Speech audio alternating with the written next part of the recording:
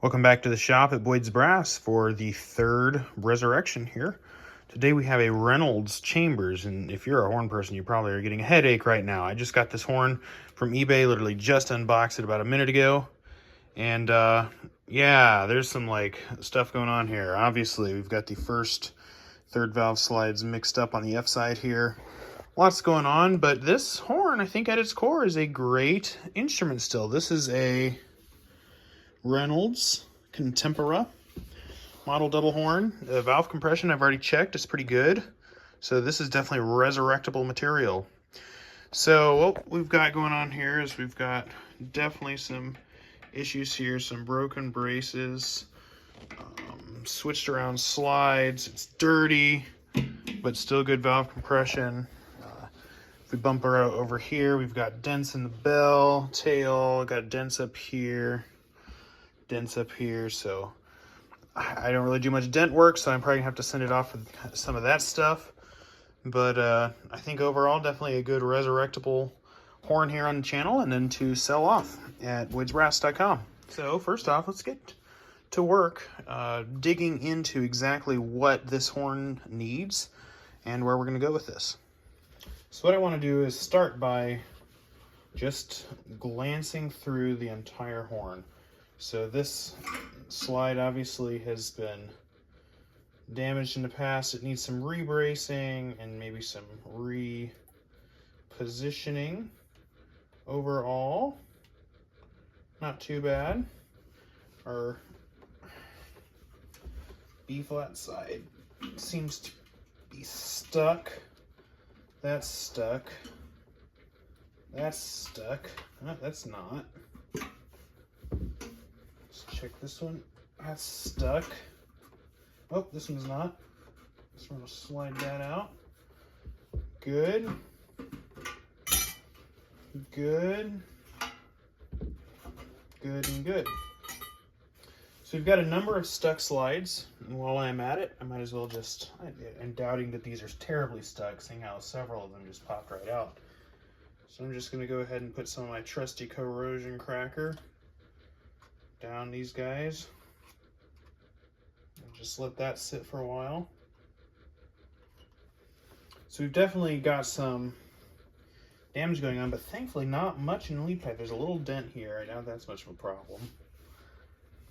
So while I'm working on this right now, I'm just going to go ahead and start a bag for it. What I do when I do take apart horns is I go ahead and I just put them in a gallon Ziploc bag, all the different parts, so I don't confuse parts. That would be a shame. So this is a Reynolds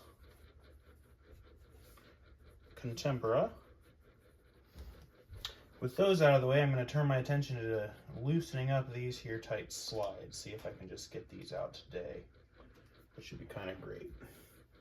So one thing that I found works really well is just doing this and then heating up the slides, putting a corrosion cracker right on the edge, and then just heating up the slide casings. Woohoo! Got some flame action here. Now you don't want to get this too hot, or else you'll start blowing braces. But the goal here is simply to draw that corrosion cracker down into the slide.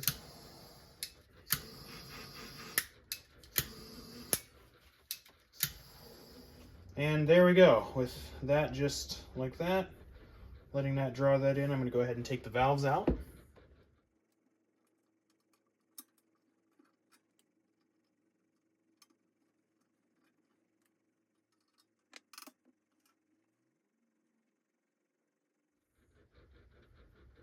Since I'll probably have this horn apart for a while, in order to keep the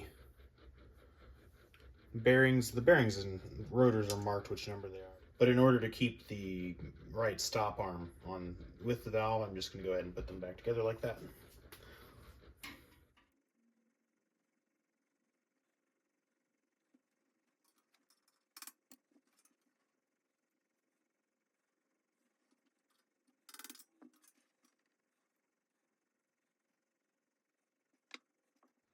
So as you can see, we've got some pretty dirty rotors. So this will need some cleaning. Obviously, I think I clean about every horn I get, unless they come just pristine clean. But We're definitely in need of a chem clean here, so I might take the parts of this into a shop and clean them out. I don't have chemicals yet. That's one thing I need to invest in the future. But let's see if we can go ahead and get the rest of these slides loosened up. So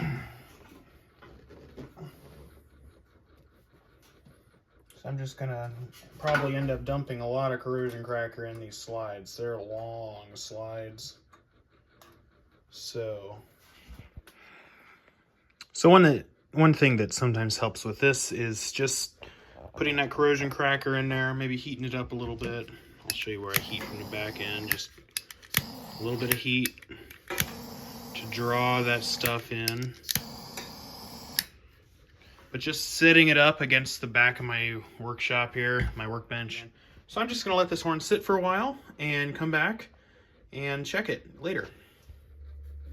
Okay, so after a little bit, probably about an hour of waiting, I'm gonna see if, before we try tapping these, I'm gonna just see if these will pull at all.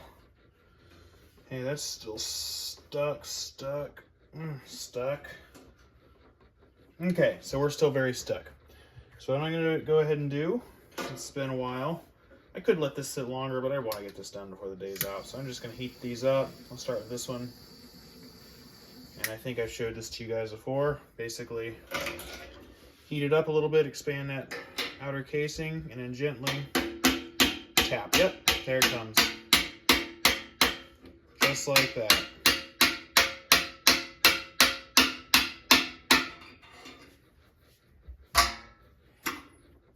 Boom.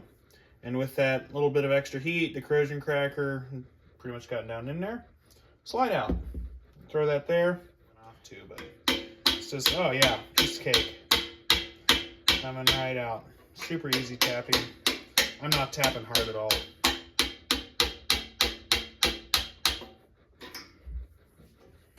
There we go.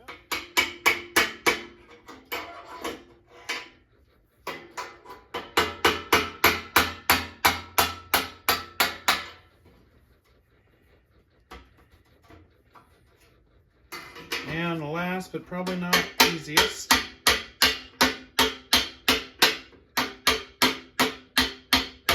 coming right out, not a problem.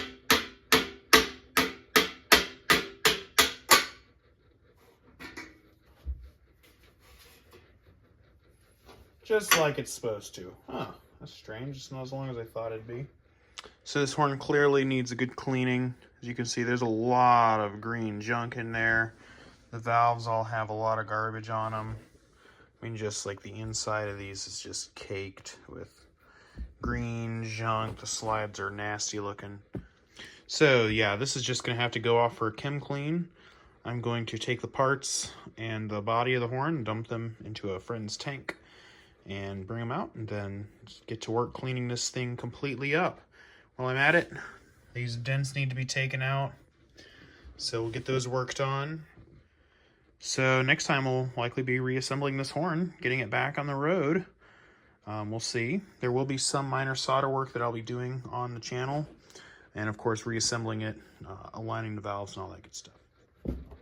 So we'll close it there and pick up next time.